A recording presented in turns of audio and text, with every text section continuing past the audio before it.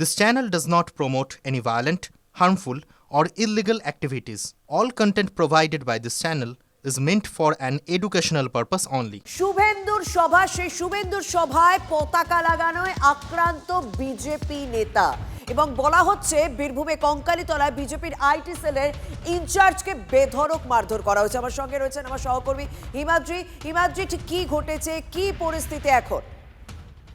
দেখো, ঘটনাটি ঘটেছে গতকাল বিকেলে। গত ২৬ তারিখে শুভেন্দু অধিকারী লাভপুরে একটি সভা করেছিলেন এবং সেখানে পতাকা লাগানোর দায়িত্বে ছিলেন বিজেপির ষষ্ঠী তরণ, যে তিনি আইটি সেলের ইনচার্জ। গতকাল বিকেলে তাকে একা পেয়ে ১৩টি বাইকে করে ২০ থেকে ২২ জন তৃণমূল কর্মী তারা আসে এবং তাকে বেধড়ক মারধর করে, এমনটাই অভিযোগ। এরপর ইতিমধ্যেই কিন্তু থানায় লিখিত অভিযোগ দায়ের করা হয়েছে, যদিও এখনো পর্যন্ত পুলিশের পক্ষ থেকে কাউকে গ্রেপ্তার করা হয়নি। তৃণমূল কংগ্রেস এই ঘটনা অস্বীকার করলেও বিজেপি বলছে যে ভয় পেয়েছে, আর সেই ভয় থেকেই এই ধরনের অত্যাচার করতে শুরু করেছে।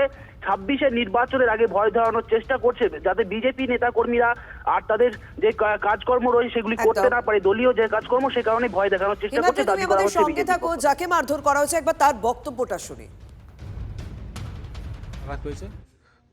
ফ্র্যাকচার কোথাও হয়নি, নাকের থেকে রক্ত খুব বেরিয়েছে, নাকে থেকে যা রক্ত খুব বেরিয়েছে। তো এইটাই ঘটছে না, তারা তো মুখে মাস্ক করেছিল। ওরা সেই হনুমান টুপি যেন পরে থাকে, অনুব্রত মণ্ডল যে ডায়লগ, যে হনুমান টুপি পরেছে কে কখন মারধর করবে, তো সেই বিষয়ে ঘটেছিল যে হনুমান টুপি পরেছিল। আমরা চিহ্নিত করতে পারি না কে কোন ব্যক্তি। কাঁচের ঘরে ঢুকে ঢিল মারা অন্যায়। তৃণমূলের কর্মীরা কাঁচের ঘরে ঢুকে ঢিল মারছে। ওরা ভাবছে আমরা এখানে হয়তো মারলাম, ওরা তো ভগবানের কেউ বর পায়নি। বিজেপি শান্তি শৃঙ্খলা বজায় রেখে প্রত্যেক মানুষকে ভালোবেসে রাজনীতি করতে চায়, হিংসার রাজনীতি করতে চায় না। কিন্তু সাপের লেজে পা দিলে সাপ ছোবল মারে, মৌচাকে ঢিল মারলে মৌমাছি হুল ফোটায়। তৃণমূলের বাইক বাহিনীর বিরুদ্ধে এই হামলার অভিযোগটা পুরোপুরি করছে বিজেপি। রক্তাক্ত অবস্থায় হাসপাতালে ভর্তি বিজেপি নেতা ষষ্ঠী চরণদের।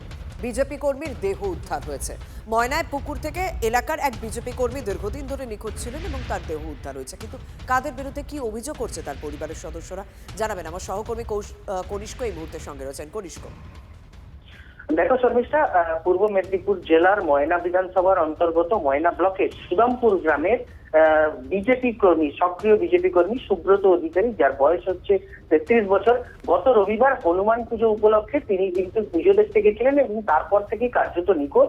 এবং সেই গত ৪-৫ দিন যে নিখোঁজ থাকার পরে তার বাড়িরই পেছন থেকে একটি পুকুর থেকে তার দেহ উদ্ধার হয়। যদিও সমগ্র বিষয়টা নিয়ে রীতিমতো রাজনৈতিক রং লেগেছে। পুরো বিষয়টাতে তৃণমূল কংগ্রেসের দিকে অভিযোগের আঙুল তুলেছে, বিজেপি যেমন আঙুল তুলেছে, পাশাপাশি তার পরিবার।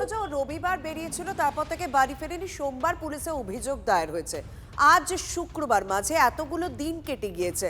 পুলিশ খোঁজ ঠিকঠাক ভাবে চালিয়েছে, সেক্ষেত্রে তার পরিবারের লোক কি বলছে? দেখো, পরিবারের লোক, তার মা যেমনটা অভিযোগ করছে যে এলাকায় যেহেতু বিজেপি কর্মী হিসেবে তিনি পরিচিত ছিলেন এবং সক্রিয় বিজেপিকে করতেন, আর সেই কারণে বারংবার তাকে হুমকির মুখে পড়তে হয়েছিল, এমনটা যেমন পরিবার দাবি করছে। তার পাশাপাশি স্থানীয় বিজেপি নেতৃত্ব তারাও দাবি করছেন বিগত দিনেও তিনি কিন্তু সক্রিয়ভাবে একাধিক হুমকির মুখে পড়েছেন কাজ করতে গিয়ে বিজেপি কর্মী হিসেবে। সেই সমগ্র বিষয় তার প্রতি কোথাও রাগ অভিমান থেকেই কিন্তু এই ধরনের ঘটনা ঘটিয়েছে তৃণমূল কংগ্রেস বলে এমনটাই বিজেপি অভিযোগ করছে। যদিও পুরো বিষয়টা কিন্তু তৃণমূল কংগ্রেস পুরোপুরি অভিযোগ অস্বীকার করেছে। অনেক ধন্যবাদ তোমাকে। কেউ মেরে ফেলাইছে গো বাবা, আর কিছু না রে বাবা রে। ধৈর্য রাখুন, আরেকজন ছেলে আছে, থাকতে হবে, সেও তো সবাই গাছ শক্ত হয়েছে, গায়ে কিছু নাই, আজ ভোরে খেয়ে ফেলি দিয়েছে রাত্রে। আমি ঠাকুরপতি ধুয়াইতে যাই, কোনো দিন কিছু দেখিনি, সেও আজকে না ভাসিয়া উঠে পড়ছে গো। তৃণমূল কংগ্রেসের আইটি সেলের ইনচার্জ দেবাংশু ভট্টাচার্য আমাদের সঙ্গে রয়েছেন। দেবাংশু, একদিকে বীরভূমের কঙ্কালীতলায় সেখানে এক বিজেপির আইটি সেলের কর্মীকে মাটিতে ফেলে বেধড়ক মারধর করা হয়েছে। তার অবস্থা খুব খারাপ, আমরা ছবি দেখলাম, নাক ফুলে গিয়ে মুখ ফুলে গিয়ে একাকার। অন্যদিকে এই যে আমরা দেখতে পাচ্ছি ময়নায় বিজেপির একজন নিখোঁজ ছিলেন, তার পুকুর থেকে দেহ উদ্ধার হয়েছে, সেই ঘটনাতেও তৃণমূলের বিরুদ্ধে অভিযোগ উঠছে। কিভাবে দেখবেন, কি বলবেন? দেখুন, প্রথম কথা হচ্ছে নতুন বছরের শুরুতে কোনো মায়ের কোল শুরু থেকে শেষ কখনোই কোনো মায়ের কোল খালি হোক রাজনীতির কারণে, অন্য কোনো কারণে আমরা কেউ কোনোদিন চাই না।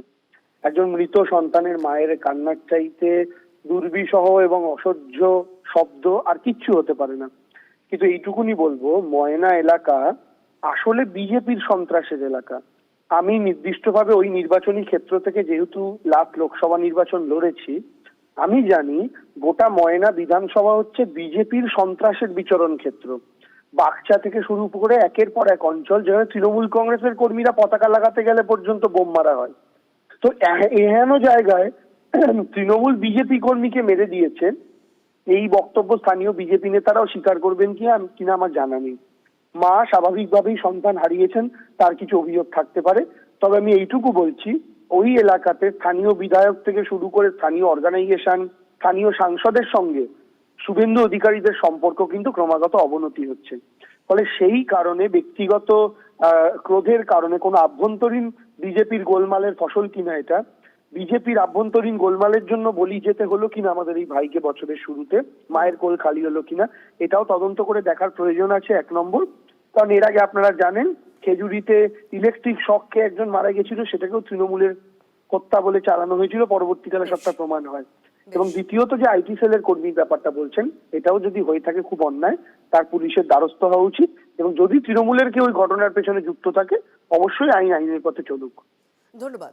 দেবাংশুর রিয়াকশন নিলাম। এদিকে বিজেপি এই ময়নার ঘটনায় কি বলছে, এই বিজেপি কর্মীর দেহ উদ্ধারের ঘটনায় সেখানকার স্থানীয় বিজেপি নেতৃত্বের বক্তব্য কি শুনবো। যে 3-4 দিন থেকে জলে পড়ে থাকা বডি নয়, আর আমাদের পুলিশের কাছে একটাই প্রশ্ন, যদি এটা 3-4 দিন ধরে জলে পড়ে থাকে, তার ফোন পাওয়া যায়নি, ট্র্যাক করা যায়নি, তাহলে পুলিশ এতদিন কি ঘুমোচ্ছিল? রবিবার থেকে আমাদের নিখোঁজ একজন ছেলে, আজকে বৃহস্পতিবার, এবং তার সাথে যে ছেলেটি মারা গেছে তার বাবা মা, তারা দুজনেই অভিযোগ করেছে তাদের ছেলেকে খুন করে অন্যত্র ওই পুকুরে এনে ফেলে দেওয়া হয়েছে। আর সেই মতো করে তার বাবা এসে থানায় একটা ডায়েরিও করেছেন। সেই বিশেষে আমরা পুলিশের কাছে বলেছি যে সঠিকভাবে তদন্ত করে দোষীদের অ্যারেস্ট করতে হবে, এবং সেটা যদি না হয় আমরা আগামী দিনে আরো বৃহত্তর আন্দোলনে যাব।